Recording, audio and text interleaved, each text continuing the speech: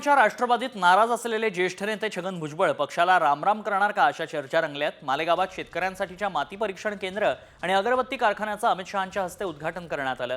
यावेळी अमित शहा हे या कार्यक्रमाच्या मंचावर दाखल झाल्यावर त्यांनी छगन भुजबळ यांच्याकडे पाहिलं। यानंतर शहांनी भुजबळ यांना बोलवत आपल्या जवळच्या खुर्चीवर बसवलं। यावेळी दोन्ही नेत्यांमध्ये काही वेळ संवाद देखील झाला। तत्पूर्वी मालेगावात अमित शहा आणि छगन भुजबळांचे एकत्र बॅनर देखील झळकले। बॅनरवरून राष्ट्रवादी पक्षाचं नाव आणि पक्षचिन्ह गायब झाल्याचं पाहायला मिळालं। त्यामुळे भुजबळ राष्ट्रवादीला रामराम करून भाजपचा झेंडा हाती घेणार का याकडे लक्ष लागलंय।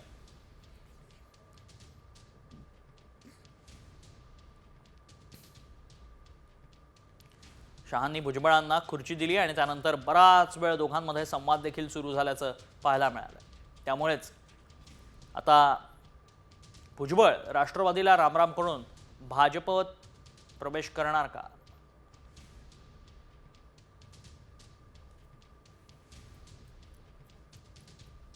अमित शहा साहेबांचे मोठेपण आहे की त्यांनी जे आहे लांब बसलेलो तुम्ही जवळ बसून घेतलं, त्यामुळे मला विश्वास नव्हता की असं होऊ शकतं।